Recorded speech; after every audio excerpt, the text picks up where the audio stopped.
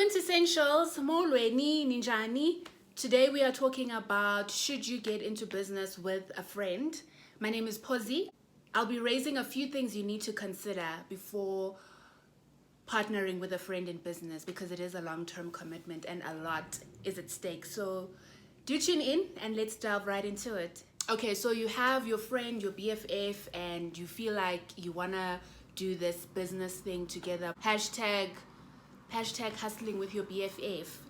But before you do anything, you need to consider a few things before forming a partnership with a friend.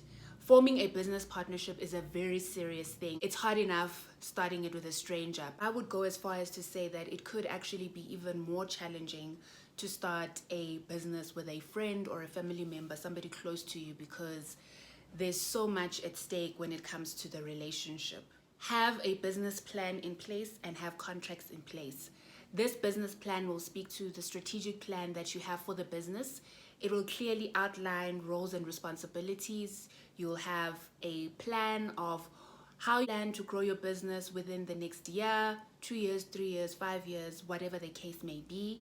If you are able to hire a business lawyer, I would suggest that you do so, or you can seek advice from a lawyer when it comes to figuring out how you are going to work through profits, how you are going to split your shares.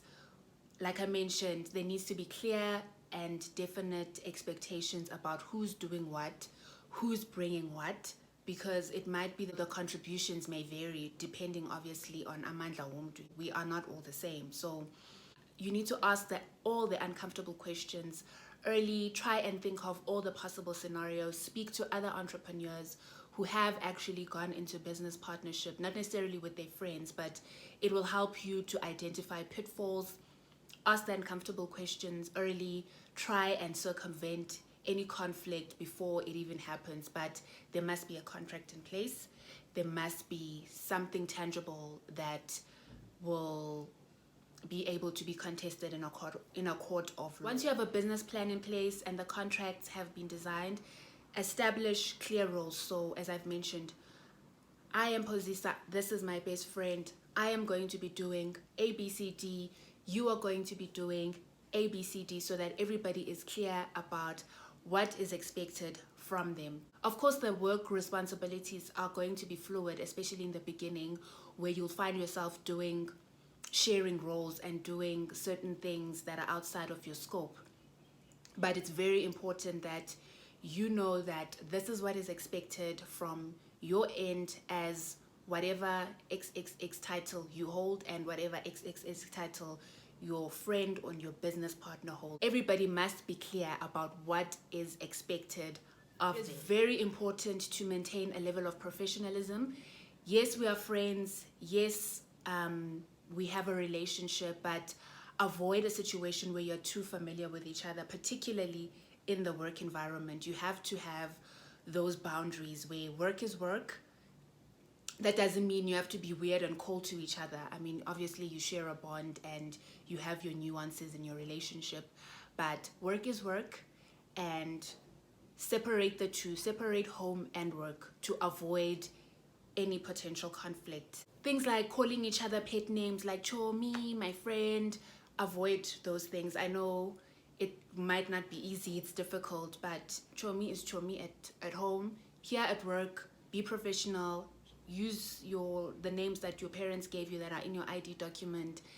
And it will also help with the environment, because when you are too lax with each other, the staff that is around you as well might assume a familiar approach to you two as the directors or the managers in the business. So how you relate to each other is going to set the tone in the entire work environment. Make sure that you keep it as professional and as you possibly can. Number 3, and this is a lesson that I've had to learn the hard way, don't assume that you have the same vision as your business partner. You have to have a similar vision, similar drive, similar work ethic, because you will find yourself very bitter and resentful if you are working, or you feel like you're working harder than your friend is working. And people have different styles of working. You know, when you're friends, you don't really assess and look at those kind of personalities. You don't look at your friends' personality traits in that way. But in a work environment, work is work. And at the end of the day, you want to make sure that the business is thriving and you are making money.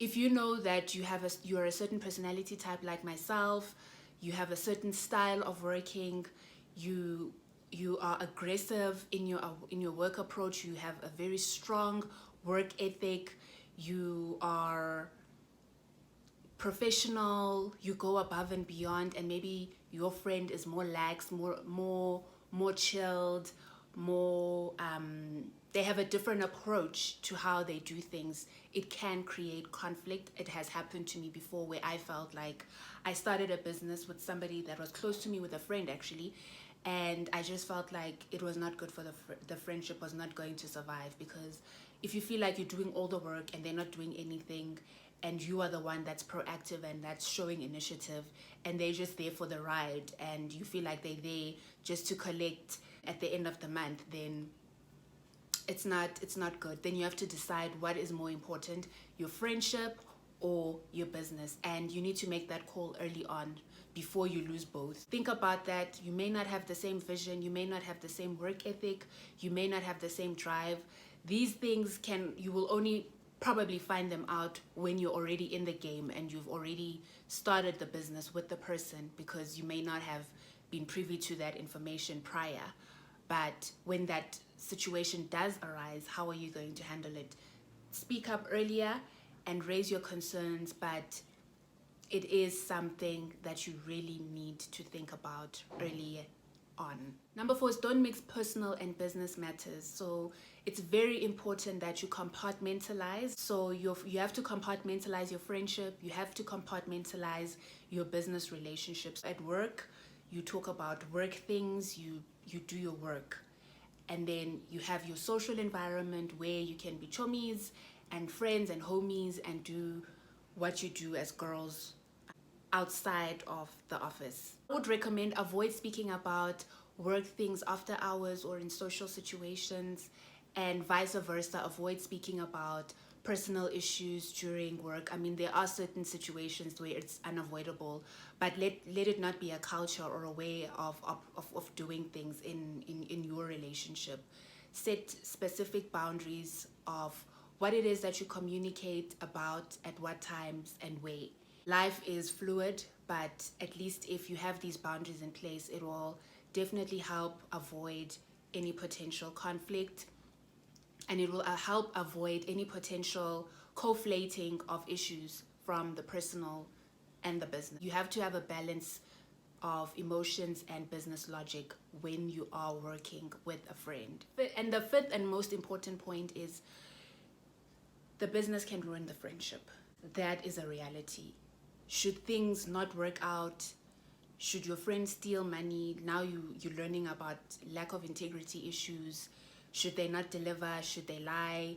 You know, should characters being questioned? Or it could just be a misunderstanding and the friendship just does not survive. That is a serious reality. Or the friendship will be strained because of issues that are happening in the business. It's very, very key that you consider this point before you join forces with a friend, especially a good friend. Is it worth you losing your friend over business? And business is very cutthroat. So you can't always be tiptoeing around people's feelings. You can't be walking on eggshells. If you're not happy about something, it's very key that you speak up early on and confront that person if you're not happy with something. I'm a person who definitely struggles with confrontation and I procrastinate. So if I can avoid any confrontational situation, I will.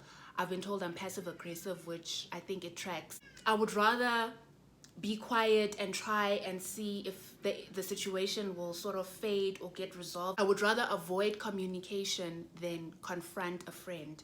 It's hard enough to confront somebody that's not your friend. It's worse when you have to confront a friend or a family member or a husband or whoever that you are working with. But that is the reality that you are faced with when you are in business with a friend. You have to speak up, you have to speak up early, and you have to raise your concerns. Otherwise, not only is the business going to suffer, but your friendship will also suffer. So think about it long and hard. When the excitement and the honeymoon is over, when there's no money coming in, or when the chips are down, it's great to have a support and a friend that's going to ride with you through the stormy weather. But it could also create friction and conflict when things are not working out the way that you both had envisioned.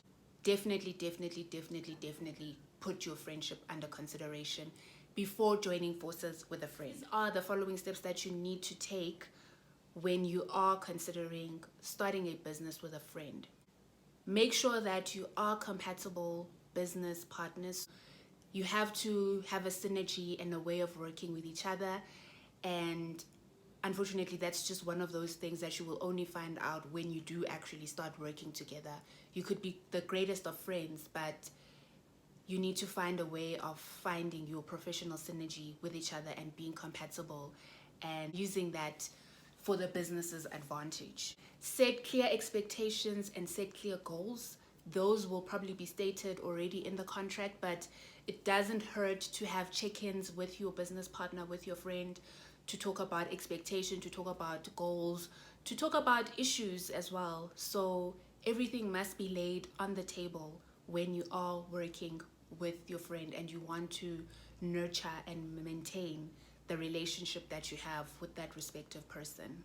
Don't allow money to get in between your friendship. I've seen this with some of my own friends that have had their relationships with high school friends or whoever, people that you've known for years. The relationship just broke down because of money. But at the root of the money issue is the integrity issue and the character issue. Don't allow money to steal from you and your friendship.